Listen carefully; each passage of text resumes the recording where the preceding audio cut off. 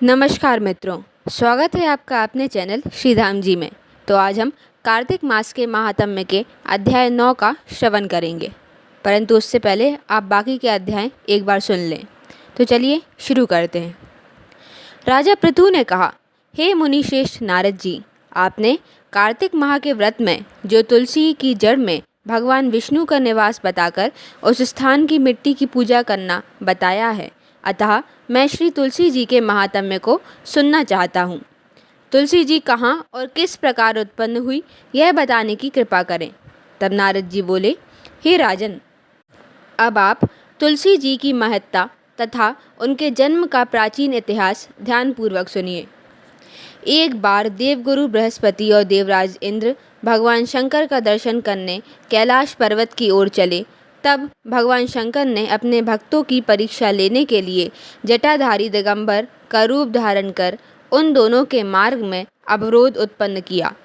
यद्यपि वह तेजस्वी, शांत, लंबी भुजा और चौड़ी छाती वाले गौरवर्ण अपने विशाल नेत्रों से युक्त तथा सिर पर जटा धारण किए वैसे ही बैठे थे, तथापि उन भगवान शंकर को ना पहचान कर इंद्र ने उनसे उनका नाम व धाम आदि पूछते हुए कहा कि क्या भगवान शंकर अपने स्थान पर हैं या कहीं गए हुए हैं।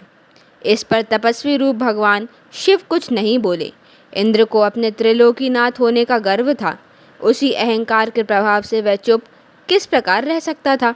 उसने क्रोधित होते हुए उस तपस्वी को धुतकेरते हुए कहा कि अरे, मैंने तुझसे कुछ पूछा है और तू उसका उत्तर भी नहीं देता। मैं अभी तुझ पर वज्र का प्रहार करता हूँ, फिर देखता हूँ कि कौन तुझ दुर्मति की रक्षा करता है। इस प्रकार कहकर जैसे ही इंद्र ने उस जटाधारी दिगंबर को मारने के लिए हाथ में वज्र लिया, वैसे ही भगवान शिव ने वज्र सहित इंद्र का हाथ स्तंभित कर दिया और विकराल नेत्र कर उसे देखा। उस समय ऐसा प्रतीत हो रहा था कि वह दिगंबर प्रज्वलित हो उठा है और अपने तेज से जला देगा। भुजाएं स्तंभित होने के कारण इंद्र दुखित होने के साथ साथ अत्यंत कुपित भी हो गया तथा भयभीत हो गया। परंतु उस जटाधारी दिगंबर को प्रज्वलित देखकर बृहस्पति जी ने उन्हें भगवान शंकर जानकर प्रणाम किया और दंडवत होकर उनकी स्तुति करने लगे। बृहस्पति भगवान शंकर से कहने लगे, हे दीनानाथ, हे महादेव, आप अपने क्रोध को शांत कर लीजिए और इंद्र के इस अपराध को क्षमा कीजिए। बृहस्पति के यह वचन सुनकर भगवान शंकर ने गंभीर वाणी में कहा, मैं अपने नेत्रों से निकाले हुए क्रोध को किस प्रकार रोकूं। तब बृहस्पति ने कहा, भगवान, आप अपना भक्तवत्सल नाम सार्थक करते हुए अपने भक्तों पर दया कीजिए।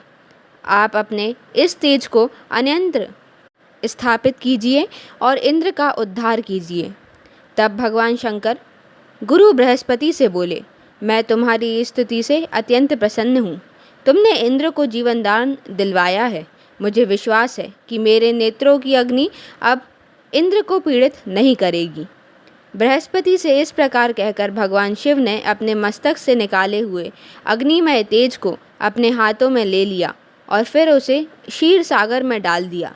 तत्पश्चात भगवान शंकर अंतर्धान हो गए और इस प्रकार जिसको जो जानने की कामना थी उसे जानकर इंद्र तथा बृहस्पति अपने अपने स्थान को चले गए। तो मित्रों, ये था 9वां अध्याय। अब मिलते हैं 10वें अध्याय में। राधे राधे।